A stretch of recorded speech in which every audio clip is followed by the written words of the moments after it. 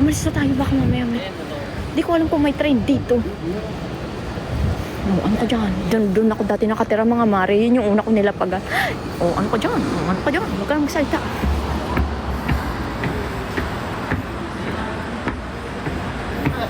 Oh, hindi ako nang bash. Huwag ka na ganyan. Maraming Pilipino. Baka mamaya ibuli tayo. Manhattan-bound trains are not stopping at this station. I'm so glad wala na ako dito sa puking ina talaga na lugar na to. Tingnan mo. So, paano pupuntang Manhattan? Wisit talaga. Kakainis talaga to na lugar na to. Hindi, guys, sobrang lang talaga yung sobrang tindi rin kasi nung dinanas kong trauma dito. Kaya gantong ako. Hindi naman ako naluluha tuloy ako. Dito ako minaltrato, guys, oh. Nalala niyo yung kwento ko sa inyo. Diyan yun, naalala ko na naman. Darang malis na tayo, ayoko na. Doon ako minaltrato, mga mare. Una.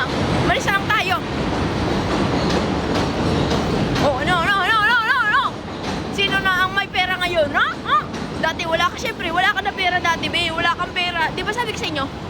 Wala akong kamag-anak. At saka, be, kahit may kamag-anak kami, kung meron man kami kamag-anak. Ako kasi yung unang-unang pumunta ng US. Kung meron man akong kamag-anak, hindi ako hihingi ng tulong kasi buong buhay namin, guys, nanghingi kami ng tulong sa kamag-anak. Kaya ang tingin sa amin ng mga kamag-anak namin, tae kami. Kaya nung panahon na yun, kahit magkaroon man ako ng kamag-anak sa US, hindi ako hihingi ng tulong. Yun yung nasa puso. Yun yung nasa utak ko nun. Hindi ako hihingi ng tulong. Kasi nga, ang mga kamag-anak namin, dahil mahirap lang kami, hindi kami tinaratong tao. Kaya ayoko manghihingi ng tulong. Naalala ko lang kasi, nag-anan ko na naman. Akala ko okay na ako, ipapasyal sana kayo. Kaso sobra talaga na, sobra yung dinanas ko dun, be. Wala talaga akong kapera-pera. Tapos, nabasabos ako dun, be. Ano ka dyan? Hindi ba agi sa ganito natin? Marami na tao dito. Mapapaya tayo. Umayos ka. So, yun, be. Pag pumunta kayo dito sa US, sa New York, kung wala kayong kamag-anak, may muta ako, guys. Wala. Pero may kulangot ako. Hindi siya matanggal-tanggal, be. Ayaw niya matanggal, eh.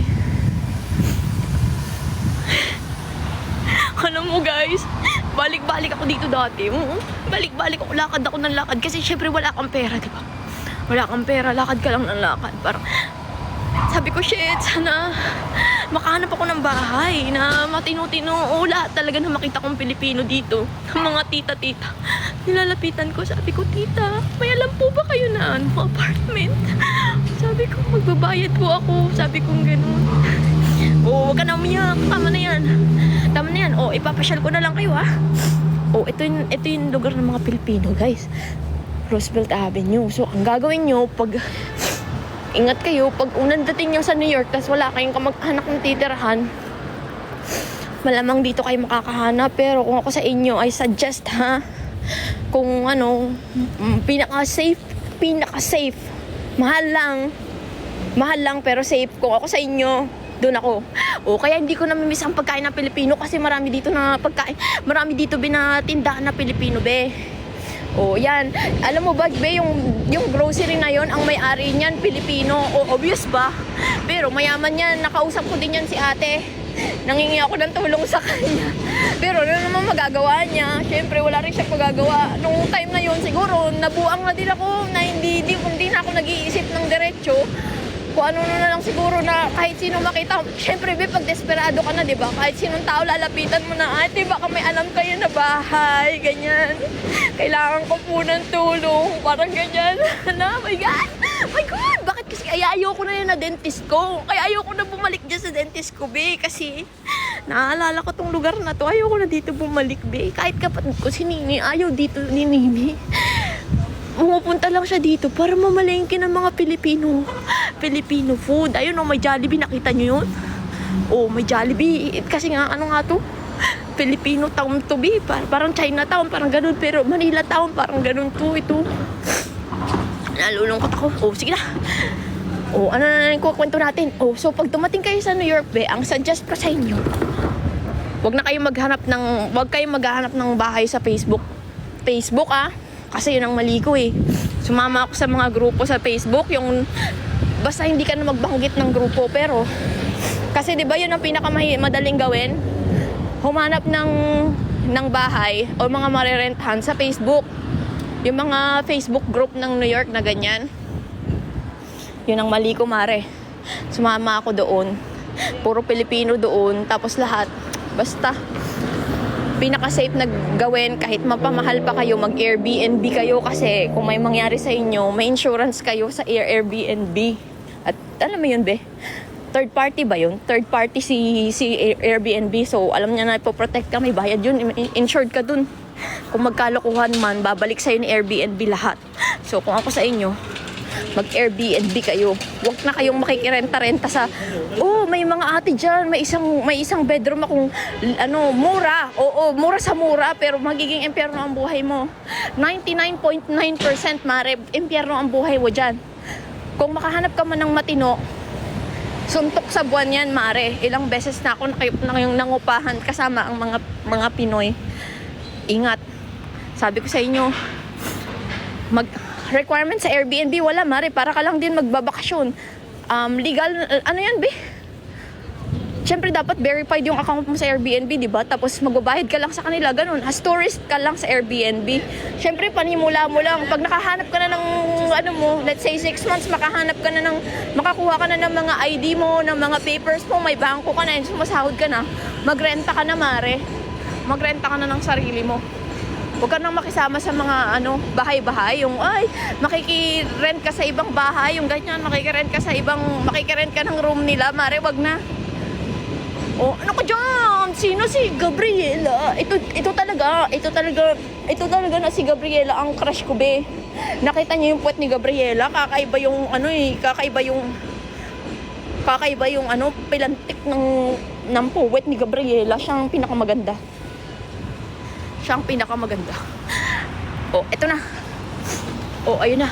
Pero be, nag-SG ako, pero sa SG, guys, hindi ako nag-suffer sa mga ka-Pilipino ko dun. Nag-suffer ako dun sa trabaho ko. Pero dito sa New York, wala akong naging problema sa trabaho ko. Napakaganda ng kumpanya ko.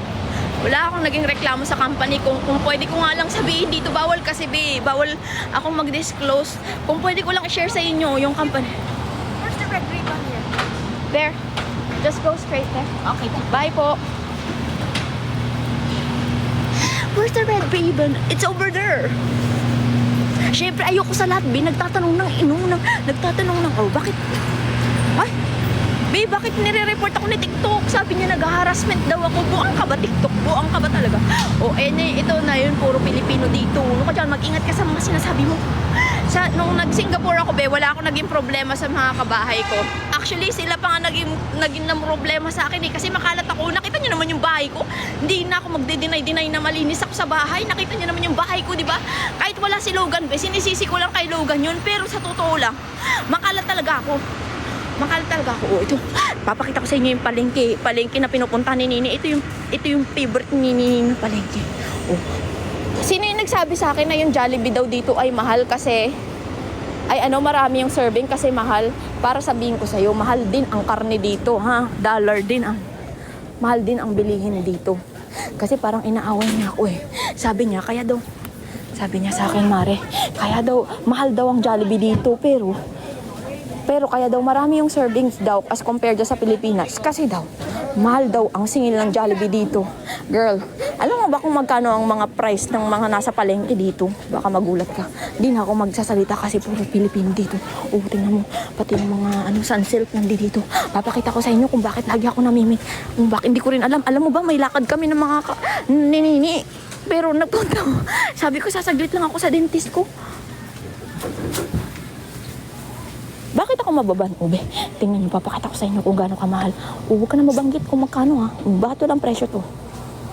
Tingnan mo yung pandesal, ang mahal-mahal. Huwag ka na magsalita. Tingnan mo yung ketchup nila, $2.99. Saan ka dyan? Meron pa ako papakita sa inyo. Kasi hindi kayo naniniwala sa akin na kumakain ako ng our kitchen, di ba? Tingnan nyo magkano ang our kitchen dito. Naintindihan nyo? Sabihin mo kay our kitchen. Nakita mo kung magkano yung presyo ng tinta mo dito, our kitchen. Kaya, sa Pilipinas ako namimili niyan kasi, huwag na yan, hindi ko yan gusto. Ito, mahal yan. O, diba? Pati kami corn beef, tingnan mo yung corn beef. O, bobo lang ka lang, tingnan mo yung corn beef. Wala, nagagalit sila. Lumabas na tayo, napapaya tayo. Lalabas na ako.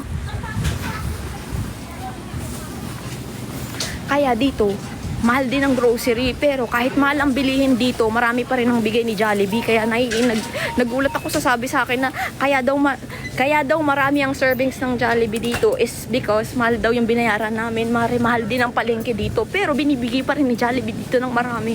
Pakisabi. Hindi ako nagbabash ha. Baka mamaya i-bash na naman ako. Kumakain ako ng Jollibee. Saan ba ako? Hindi ko na alam saan ako pupunta. Oo, pero ganun. Ano yan, tropa, on the way me dyan. Takina mo, aalis na ako. Sabi niya, on the way me sa 51st Street. Takina mo, aalis na ako. Buang ka. Oh, sige na, mahahabol pa tayo ng mga tao dito. Takina nyo. Nagbibiro lang ako. Mababait yung mga Pilipino dito sa New York, babe. Baka mapagalitan tayo. Mababait sila. Sabi niya, papunta na ako sa 51st. Mababait yung mga Pilipino dito. Hindi sila mga mapanlamang. Huwag kayo maniniwala sa mga kinukwento ko. Nagbibiro lang ako. Mababait lahat ng Pilipino dito, mga mare. Teka lang, mare. Ino mo, sasakay na ako ng train. Sabi niya, papunta na daw siya sa 51st Street. Ino mo, pumunta ka man. Sasakay na ako na train. Ino mo, buang ka. Nahabol tuloy ako, buang kasi kayo eh. Hindi pa ako naliligo. Mababaya tayo. Sabi ko kay Nini, alam mo ba, darating si Jimmy, si landlord Jimmy ngayon. Pero kailangan ko saglitan yung dentist ko.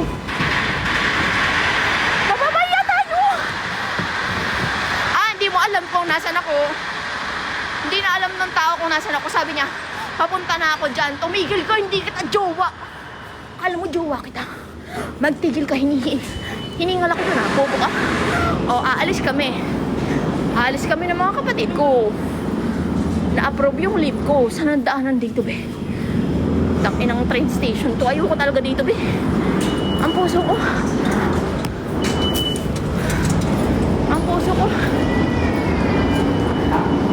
Oo, magkikita kami niyan mamaya ni Alberto, be.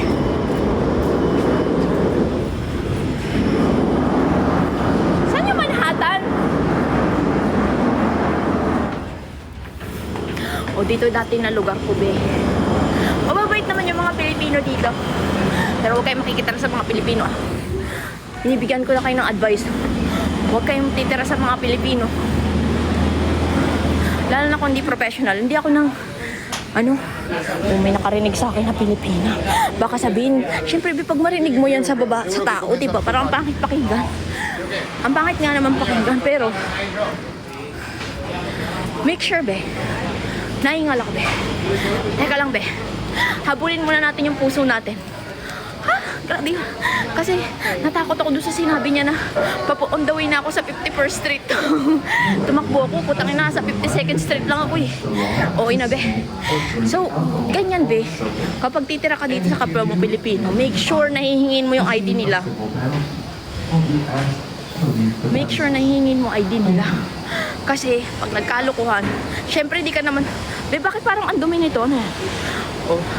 Syempre, pag nagkalokohan, wala kang habol sa kanila, dapat may ID ka. Yung kulangot mo, putang ina mo, Ronnie, nandito ka na naman, Ronnie.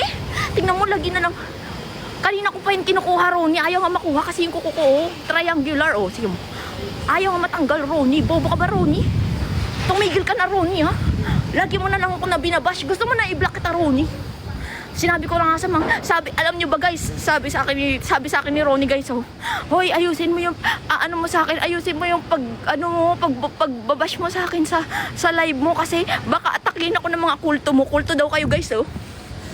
Sabi ni Ronnie yon, kulto daw kayo. Tangina mo, Ronnie, huwag mo ko hahamunin ng ganito. O, dito ako na trauma, tingnan nyo, huwag nyo, joke lang yan, tropa kayo si Ronnie, huwag nyo siya gawin tanga. Nakikipagbiruan lang yan si Ronnie sa akin. Ayan, B. Ayan yung dati ko na neighborhood. O, ano ka dyan? Pero kaya, mas gusto ko yung neighborhood namin ngayon. Kasi dito, be, mura naman ang renta dito. Kung makakahanap ka ng sarili mo, be, nahihingal ako na. Nagdidilim na yung batok ko. Yung yung utak ko sa likod, parang nagdidilim. Na out of oxygen ako. Pero, ayan, nakikita nyo naman yung neighborhood. Ba't ako nare-restrict mga Mari, nire-restrict ako ni TikTok. Puro bader lang yan, TikTok. Ano nang pinagsasabi mo? Si TikTok talaga na wala na utak. O yan, be, mura dito, be. Ang apartment dito, mura. As compare sa ngayon na neighborhood namin sa Astoria, mas mura dito. Kasi, at saka, kung talagang mahilig ka sa Filipino food, yan, yung Red Ribbon, yung Jollibee, tsaka yung mga palengke, kung gusto nyo ng kangkong, kasi si Nini pumupunta lang dito para bumili ng kangkong, kasi wala sa grocery na kahit saan. Kahit sa Costco, walang mga dahon-dahon si Nini. Yung mga malunggay, yung mga kangkong, pumupunta yan dito para lang doon. So kung ganun kang klaseng tao na hindi mo kaya mabuhay ng walang ganun, be, pumunta ka dito, okay? Dito kayo manirahan kasi mura. Safe naman kung sanay ka sa kakapitbahay mo mga Pilipino na wag ka na mag-mention kasi may papunta na dito. Mababait naman yung mga iba na Pinoy. Wag ka na magsalita. Mahirap kasi, be. Siyempre, maliit lang ang New York. Baka mamaya atakin tayo ng mga Pinoy dito. Alam mo, be, ang mga Pinoy na kahit ako, i-bash nyo ko dyan sa Pilipinas, wala ko pakialam kasi hindi nyo ko abot dito. Pero pag ikaw binash ka dito, ang liit lang ng community ng New York. Buang ka. Yung palengke namin, iisa lang ang Jollibee namin. Meron pala sa Times Square. Kung makakita ka doon ng Pilipino, ibabash ka. Lahat na Pilipino dito, mababait na intindihan nyo. Akala ko kasi dati puro lang tayo Pilipinas. Huwag ka na magsalita. Oo, sige, mababait sila dito. Pero alam niyo na yun. Basta mag-isip kang maigi kung gusto mo dito tumira sa neighborhood na Woodside. O, sige, dito ka na lang. Kung gusto mo ng maraming food, o yung mga nagtatanong sa akin, Tessan, may alam ka bang Airbnb? I suggest wag ka pupunta dito. 50, anong street to? Kalimutan ko, anong street to? Kalimutan ko na, anong station nga to? Nakalimutan ko na mga mare. Kung hahanap kayo ng apartment within this area, Roosevelt, na maraming Filipino market, Filipino options, Filipino food. Kasi kagaya ni Nini na hindi mabubuhay ng walang Filipino food, dito kayo manirahan. Pero wag papunta doon. Doon kayo papuntang Manhattan. Lagpas ng 52nd Street. Doon kami nag-Airbnb. Mamaya pakita ko sa inyo, be. Sasakay na ako. Sasakay na muna ako. Tutur ko kayo. O, sila na may internet. This is a Manhattan-bound 7 local train. Ay, be. Hindi naman siya gwapo. Pero binangga ako nito ni Manok. Huwag kang ganyan, Pilipino si ate. O, ano ka dyan?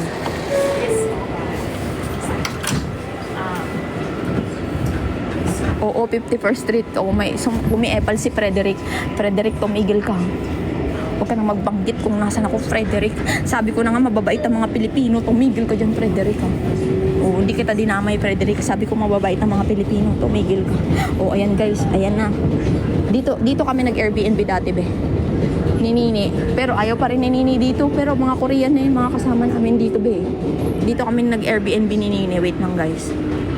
Oo, pupunta kami doon. Sabi niya, tuloy kayo sa... Oo, pupunta kami dyan. Pero wag ko na sa announce kung saan.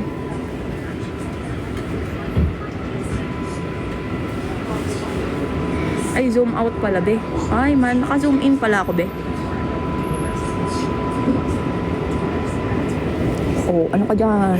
Ito yung neighborhood ng... Again, kung gusto mo ng mura-mura na rent, dito ka. Ditong neighborhood ka. Roosevelt. Mura-mura.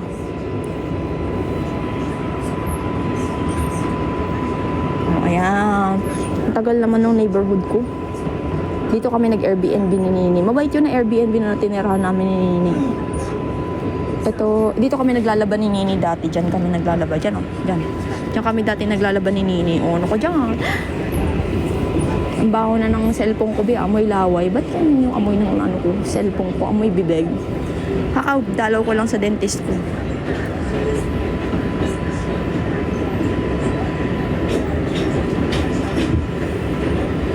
Ayan na. Dito kami nakatira ni Nini dati, be. Doon, nakita niyo yun? Basta doon na neighborhood. Safe naman yun doon, be.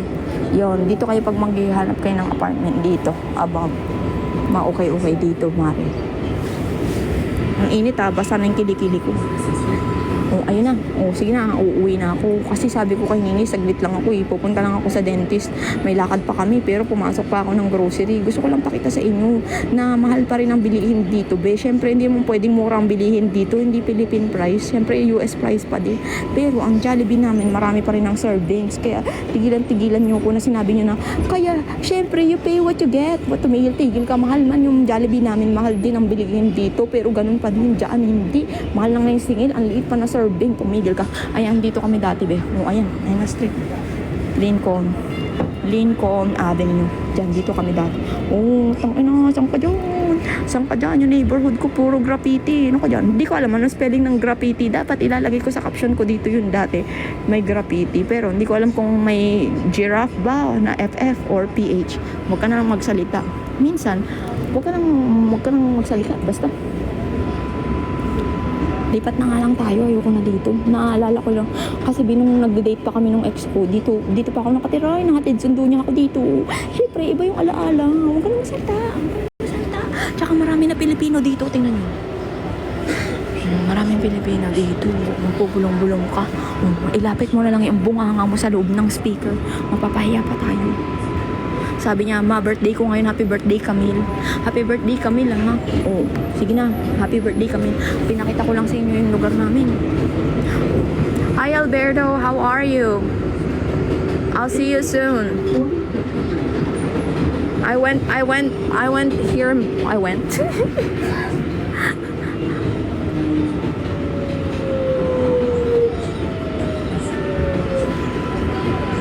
Hello, mga mare ko. Ang pangit ng New York, no?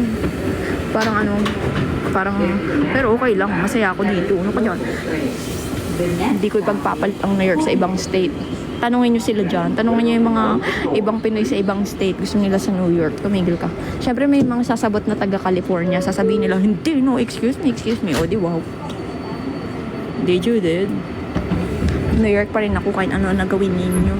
Kahit awain pa tayo ng mga taga LA, New York pa rin ako, tumigil ka. O may makita ka bang ganyan sa LA? Syempre si Daniel Padilla yan, pag medyo kumain ng marami na kanin, si Daniel Padilla, ganyan siya. O ayun na yung neighborhood, puro nga graffiti, be. O ano ka dyan, Auntie Judith? O ano ka dyan?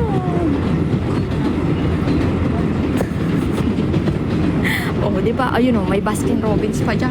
O, wala ka na makikita na ganyan sa California kasi puro sexy doon. Dito, o. Nakita mo pa si Kelsey Merritt kapag ka 4'11 lang si Kelsey Merritt. O, ano ka dyan? Ang ganda niya. O, ano ka dyan? Ano ka dyan? Wala kang laban. O, tsaka sino pa ba yun? Sino pa yan? O, huwag ka na magbanggit. O, marami na ano dito sightseeing sa New York. Tumigil ka. O, ay, Daniel Padilla. Ano ka dyan? Iba yung, di ba ba yung mukha ni Daniel Padilla? Ang ganyan. Mababaya tayo. Ayoko na magsalita. Napapahamak tayo. Baka mamaya, maano na naman ako, ma-anonymous na naman ako. Tumigil kayo. Sabi niya may daga ba dyan? Wait lang.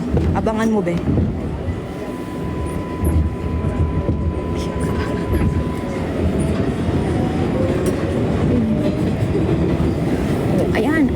Ayan ang neighborhood. Mahal na dito, be. Kasi paano na to eh, pa city na to. Nakikita niyo yun, Manhattan na kasi yun, be.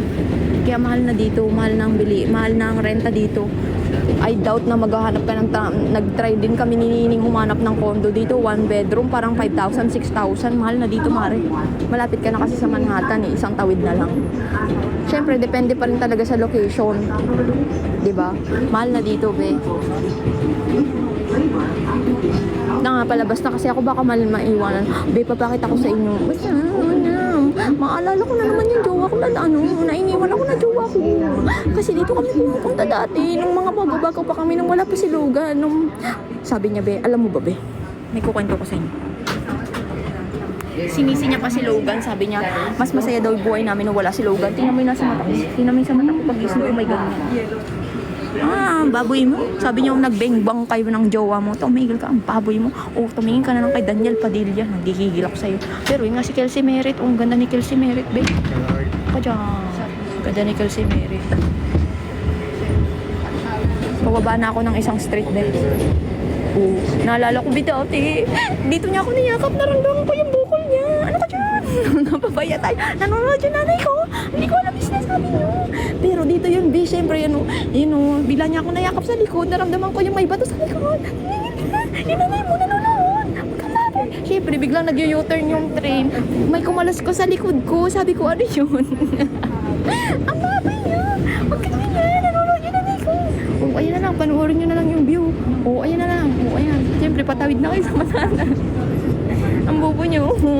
Wala kayo maging baboy. Nanonood yung mga kapatid ko ngayon. Naabangan nila ako pa uwi.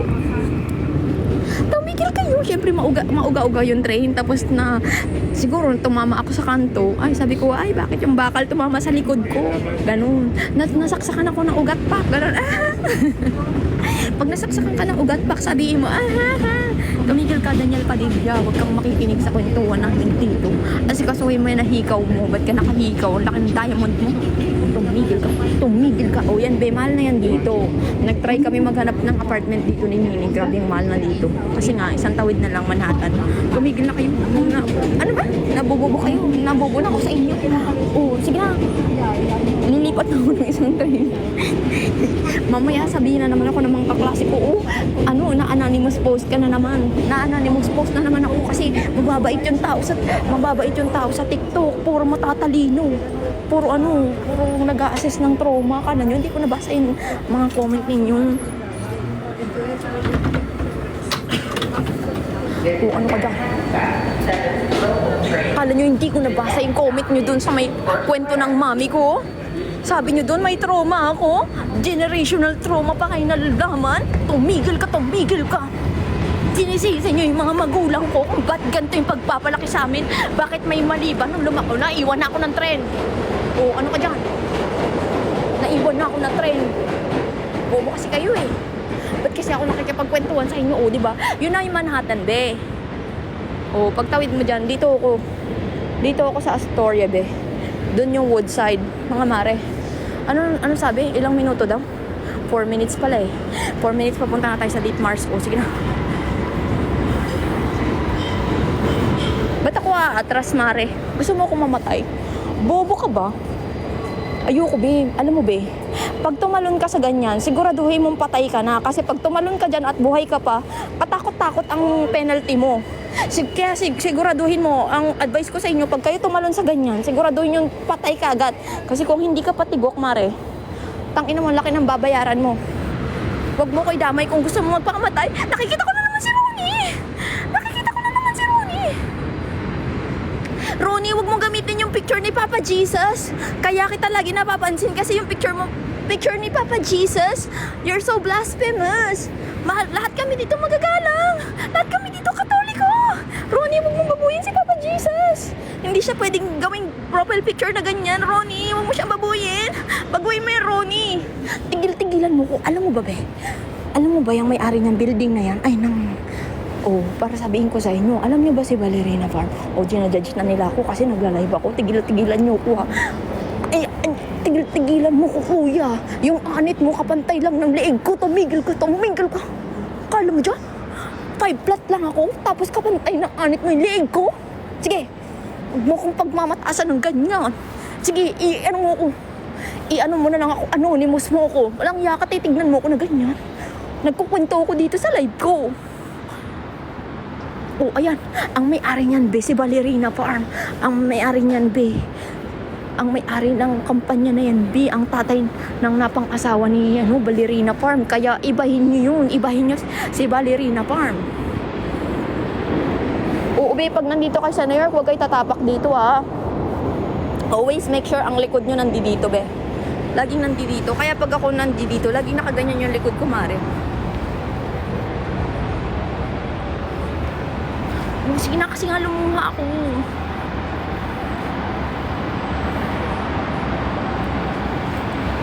Oo, 5 flat nga lang ako, tangina mo.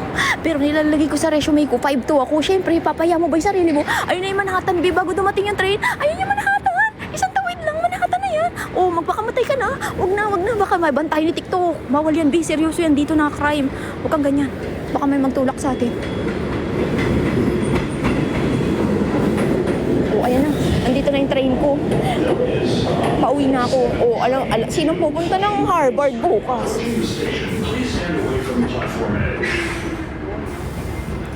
Pupunta ka bukas ng Harvard. Pupunta kami ng Boston ng mga kapatid ko. Magpapatulak ako dun sa ano, kay Logan. Sabihin ko, Logan, tumakbo ka dun. Lang guys, ha? No. There's no chair. Bakit sabi? There's no chair here. Bakit sabi? Teka lang, kakain na si ate ng lunch niya. Para mangyalam, kung gusto niya na kumain sa train. Sige, syempre, sino nagka-internet na ngayon at makakabalik na tayo sa pangbabasya mga tao sa kalsada? Tumigil ka. Huwag ka nang ganyan, no? Ube, alam mo ba dati, dinate ako dati ni Kupal dyan, no? Dinate ako dyan, nagbabay kami dyan. Ano ka dyan? Nagbabay kami dyan. Ano ka mahirap? Bakit mo ko pagbabaykin, ha? Pero kinikilig ako nun, B. Pili ko si Song Hye Kyo ko na nagbabay kasama ko si Johnny. Parang ganun. Ang sa utak ko nun, B, habang nagbabay kami dyan ni Kupal, B, sa utak ko, yung background song ko, yung Endless Love. Ta-na-na, ta-na-na-na-na. Tangina mo, kang ganyan, hindot ka. Incheck yun, hindi siya Koreano. Tumigil ka na. Oh, badinin na lang natin yung mga tao dito. Tumitingin na yung tao sa likod ko. Tingnan mo, yung bakit nga gumagalaw. Sinisilip-silip niya ako. Ulo ko dyan. Kaya ngayon ko na umaalis, B, kasi naaalala ko lang si ano. Naalala ko ang lahat. Naalala ko ang lahat ng sakit at pihagti. Huwag na rin mahig. Yung mga dinanas namin, yung mga masasayang alaala. Naalala ko, medyo kumikipot. Kaganyan. Tumititig siya. Tumititig siya. Tumigil na kasi kayo. Tumigil na kayo. Naiinis na ako sa inyo, ha. Sino na ang may internet sa labas? Pakisabi. Ilang araw din. Linggo yun, no, be? Linggo yun na lagi tayo nasa kwarto, no? Ngayon na lang ulit. Sabi ko sa inyo, pwede nga mag-lunch break dito sa train. Nasa sayo na yan. Pero, be, sabi ko sa inyo, huwag kayong pupunta sa doon, ha? Pag nagpunta kayo ng New York City, huwag kayong pupunta sa dulo. Huwag kayong pupunta sa dulo. Doon tumatai ang mga homeless. Sinasabi ko sa inyo, sa dulo sila tumatai. Huwag ka na masalita. Ano pa dyan? Makikita niyo pa yung kalsada ko. Ano daw love story namin? Tumigil ka. Walang love to begin with. Tumigil ka. Kakaganyan-ganyan ka pa. Tigil ka. Maghahanap tayo ng bagong papa sa Boston. Pag ayaw sa'yo, alam mo ba, hanggat wala kang sing-sing, dapat ang lalaki, puro lang yung options, maghanap, mag-collect ka, and then select, ganun dapat ang mindset mo. Pero kakaiba talaga yung itsura kanina ni Kuya, kamukha talaga si Daniel Padilla. Kung nga, lalayo nga ako kasi tumitingin si ate. Baka may Pinoy, mag-ahanap tayo ng mga Pinoy. Hindi siya marunong mag-Tagalog, be. Siyempre, alam mo naman kung sino yung Pilipino at saka Latino. Obvious namang Mexicano si Kuya. Yung si Daniel. Naman ni Daniel Padilla. Daniel Padilla. Kang ganyan. Medyo healthy version siya. Ayan, kaya nga umalis na ako sa window, eh.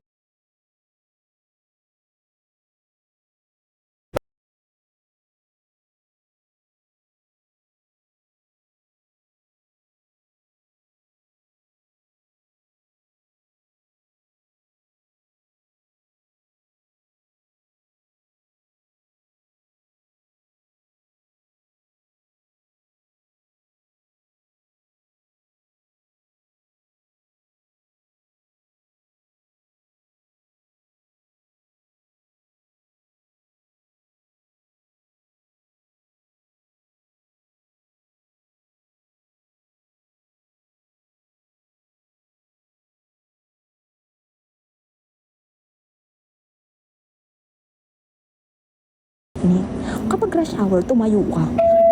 Humanap ka ng papa. Kapag alam mong malaki ang bisig, doon ka humarap sa kanya. O kaya tumalikod ka para pagka nag-andar yung train, sabi mo, oh, I'm out of balance. Ganon, out of balance. Kinalaban, no?